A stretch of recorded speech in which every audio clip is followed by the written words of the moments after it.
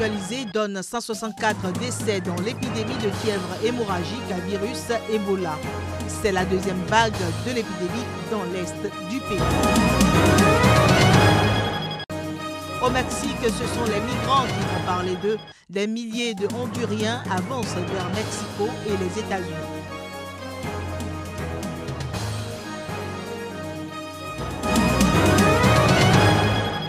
Michael Inglis a été réélu à la tête de l'Irlande. Dans le même temps, le délit de blasphème dans la Constitution a été abrogé.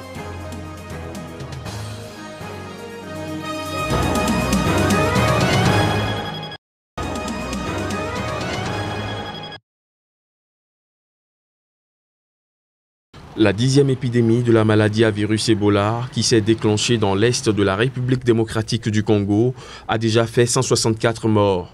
C'est ce qu'a indiqué le ministère congolais de la Santé dans son bulletin daté de vendredi dernier. Au total, 257 cas de fièvre hémorragique ont été signalés dans la région, dont 222 confirmés et 35 probables depuis que l'épidémie a été signalée au début du mois d'août dernier. Mais l'on enregistre également 67 cas qui ont été guéris. 47 cas suspects sont en cours d'investigation, alors que 6 nouveaux cas ont été confirmés à Beni, une région où sont enregistrés des massacres de civils attribués à des rebelles ougandais des ADF. Mi-octobre, les autorités congolaises avaient déclaré faire face à une deuxième vague de l'épidémie de la maladie à virus Ebola, d'une ampleur non encore déterminée à Beni, dans la province du Nord Kivu, à cause des résistances des communautés aux activités de riposte. Jeudi dernier, 1 millier d'étudiants avaient marché dans les rues de Beni pour lancer la campagne Ebola pas chez moi, une campagne qui vise à obtenir l'adhésion des populations à la lutte contre cette maladie.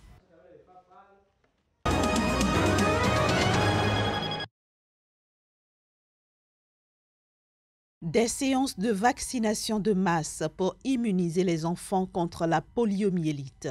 C'est la riposte des autorités nigériennes à la ressurgence de la maladie, 12 ans après que l'Organisation mondiale de la santé ait retiré le pays de la liste des États où la polio est endémique.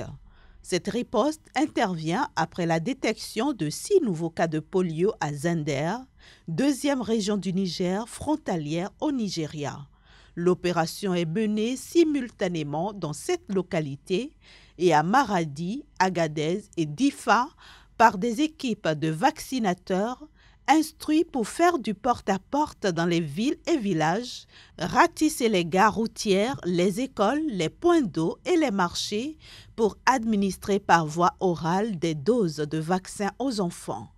Au total, plus de 3 millions d'enfants de 0 à 5 ans seront vaccinés dans ces régions où les enfants âgés de moins de 5 ans, déjà éprouvés par les ravages du paludisme et de la malnutrition, sont les plus exposés à développer la maladie.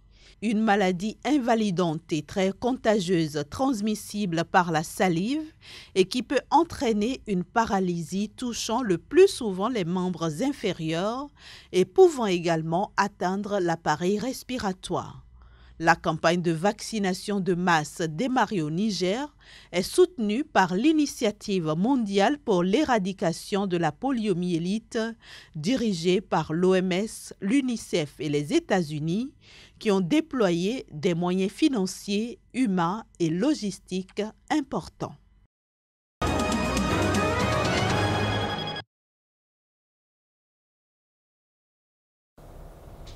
Pour la première fois en Afrique, un insecte génétiquement modifié va être lâché en pleine nature. Conçu dans ce laboratoire, 10 000 moustiques transgéniques auront pour mission d'empêcher la propagation du paludisme. Un projet inédit, autorisé par l'Agence nationale de biosécurité.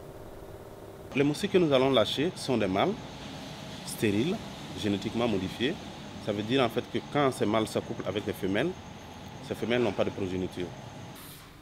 Le programme Target Malaria, financé par la Fondation Gate, permettrait d'éradiquer le moustique Anapholes gambiae qui transmet le paludisme en empêchant sa reproduction.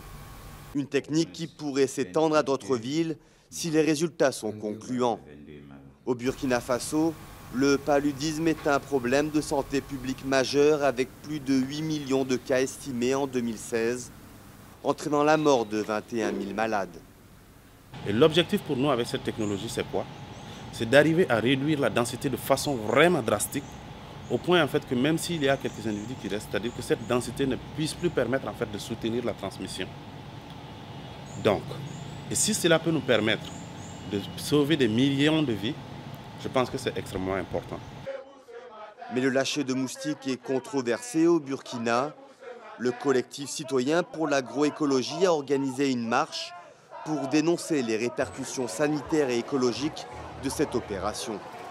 La technologie qu'ils veulent, in finish, arriver, qu'on appelle le gene drive ou forçage génétique, qui va en fait les amener à disséminer un trait de caractère qui va descendre, en fait, contaminer toute la descendance de l'espèce, qui va rester récif, comme on le dit, va être très très très dangereux. Le collectif a déposé un recours auprès du tribunal administratif pour empêcher la dissémination des moustiques. Le projet Target Malaria est néanmoins prêt. Le lâcher se fera dès que la maturité des moustiques coïncide avec des conditions météorologiques favorables.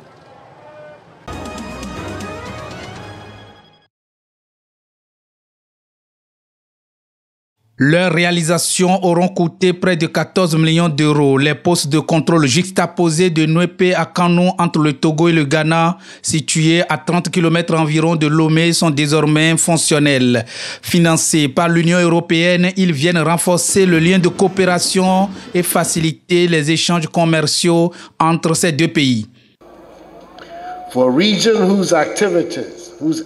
Par cette démarche d'inauguration aujourd'hui, nous sommes en train de résoudre l'un des problèmes les plus importants entre nos deux pays, celui de facilitation des échanges commerciaux et de libre circulation des personnes et des biens entre nos deux peuples de notre région en Afrique occidentale. Le joyau inauguré en fin de semaine écoulée par les chefs d'État ghanéens Nana Akufo-Addo et celui du Togo Faure Gnassingbé en présence de la représentante de l'Union européenne est initié par la CEDEAO.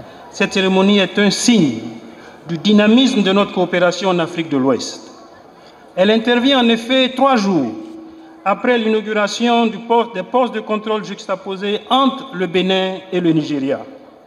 Oui, nous le savons tous, une des contraintes majeures à l'intégration régionale est l'insuffisance des infrastructures qui se traduit par les difficultés sur les corridors, avec comme conséquence les délais et les coûts élevés de transport.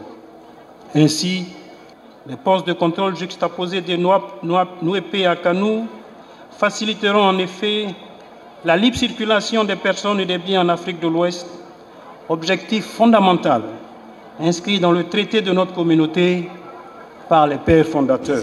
Composé d'un bureau de douane, d'un parking automobile poids lourd, d'un service d'immigration, les postes de contrôle juxtaposés de Nuépé à Kanou sont construits sur 1 hectare.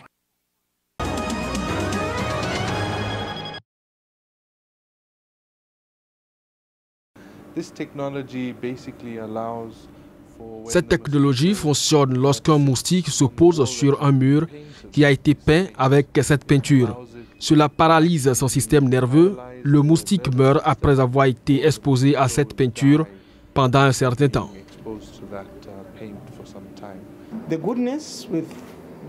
L'avantage de ce produit est qu'il est très sûr, en ce sens qu'il n'a aucun effet sur l'être humain. Il est donc avéré très bon sur le plan de la sécurité.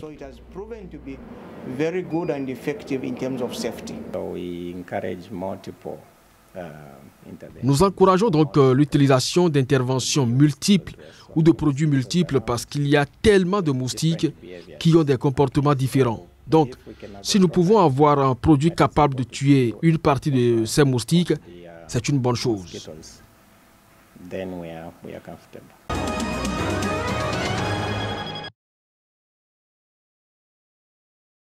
Le mouvement pour le changement démocratique, principal parti d'opposition au Zimbabwe, a célébré ses 19 ans d'existence. Occasion pour son leader Nelson Chamisa, candidat malheureux à la présidentielle du 30 juillet dernier, de s'engager devant des milliers de partisans réunis dans la capitale Harare à poursuivre ses efforts pour accéder au pouvoir.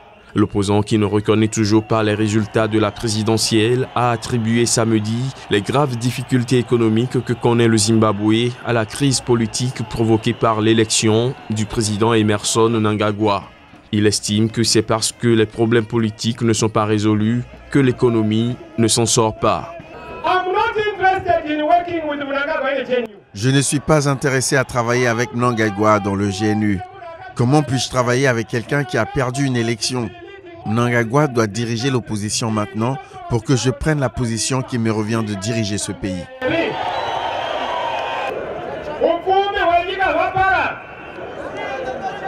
L'économie du pays est dans le marasme. La taxe de 2% que le gouvernement a imposée est un vol à main armée parce que c'est de l'argent destiné à leur usage personnel. Il n'y a pas d'avancée sans accepter la réalité de qui a gagné les élections. Nous continuerons de marcher en rond au lieu d'aller de l'avant. Le Zimbabwe connaît sa plus grave crise économique en 10 ans, qui s'est traduite ces dernières semaines par des pénuries de carburant, de nourriture et de médicaments en raison d'un manque de devises. En début de semaine, le leader de l'opposition avait déjà appelé au dialogue avec le pouvoir pour résoudre la crise politique et économique.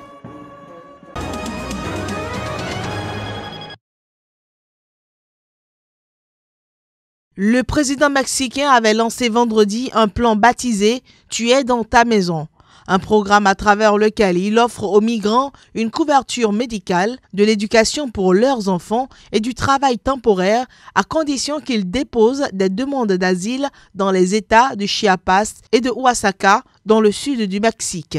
Mais lors d'un vote à main levée organisé vendredi soir, la majorité des migrants a préféré poursuivre vers Mexico, où ils déposeront des demandes de permis migratoires pour être autorisés à continuer à traverser le pays en direction des États-Unis. Les migrants parcourent depuis une semaine le sud du territoire mexicain en direction des États-Unis malgré les avertissements du président Donald Trump qui a promis de les empêcher d'entrer en territoire américain et a annoncé l'envoi de 800 militaires à la frontière. Trump a également laissé entendre vendredi qu'il pourrait agir par décret pour suspendre la possibilité pour ces migrants de formuler une demande d'asile politique. Ces milliers de Honduriens qui fuient la violence et la misère dans leur pays doivent encore parcourir plus de 3000 kilomètres pour atteindre la frontière américano-mexicaine, ce qui devrait leur prendre plus d'1 mois selon leurs calculs.